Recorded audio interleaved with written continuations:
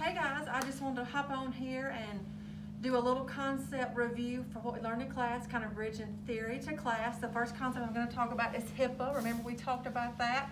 And the acronym we're going to remember is HIPAA ZIPA, because the people that are supposed to be involved in the client's care are the only ones who can have access to care and access to the client's medical record. Remember we talked about some informatics, safety with the computer. I'm just going to give you an incident of how things can go wrong in the clinical setting, and you can be completely innocent and be part of a HIPAA violation. So watch and learn.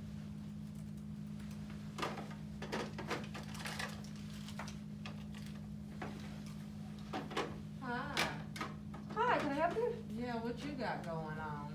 Oh, I'm just drawing up her medicine for some patients. Can I help you with something? Yeah, oh, that's Miss Smith. What is that she's taking? I'm sorry I can't share that information with you, but how can I help you? Oh, well, I was just stopping by to speak. Okay.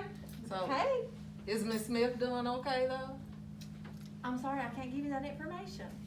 Oh, because I saw she had a lot of medicine there. I'm sorry. That's Well- confidential information. Well, I'll check on you later. Maybe we could grab lunch. Okay, thank Thanks. you. See how easy things can go wrong? So remember, we talked about when you walk away from your computer, you always want to shut it down and close it. Don't leave the screen up. We do employ screen protectors so that when you have nosy rosies, like we just witnessed, when they come by, it will distort their view. When you're at the nurse's station, position your computer so that it's not in full view, because there are a lot of nosy rosies rolling around. All right, another thing that I want to talk about with you is just kind of orient you to the client room. So pretty much every room has a bed, an overbed table. We got our client, we have our call light, we have a bedside table.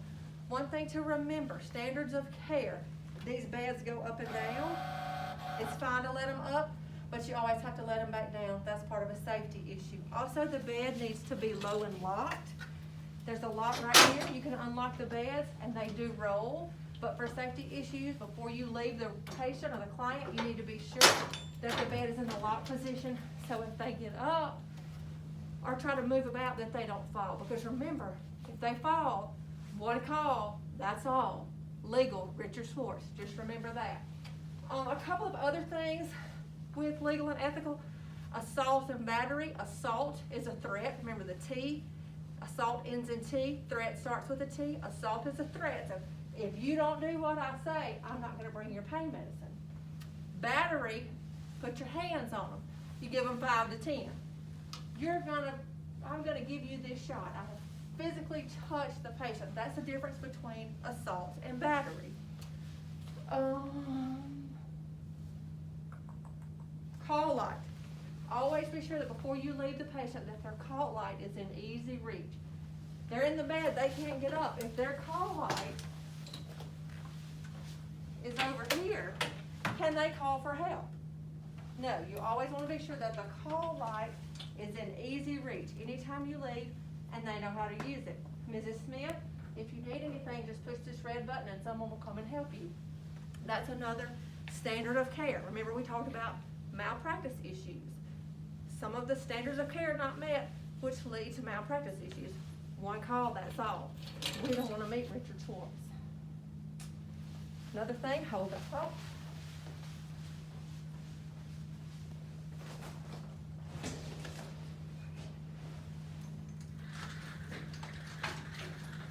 Equipment.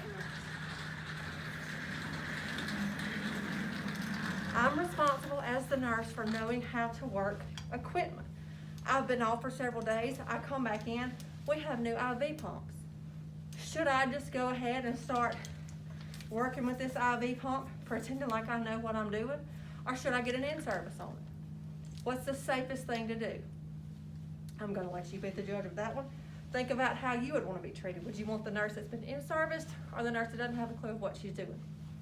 I think you want the nurse that's been in-service, and that's another safety issue that we face as nurses. And I think that's all for right now. Oh, one more thing. The Mississippi Board of Nursing. We talked about them, the role of the Mississippi Board of Nursing. is to protect the public. This is the book that I'm going to talk about in class that you don't want your name in. In the back of this book, these are all the names of nurses who have had to go before the board because they have done something that has violated the Nurse Practice Act. We're teaching you now to be safe, competent nurses, to keep your name out of this book. The primary role of the Mississippi Board of Nursing is to protect the public. And I hope you enjoyed this cute little video, and there will be more to come. Have a good day.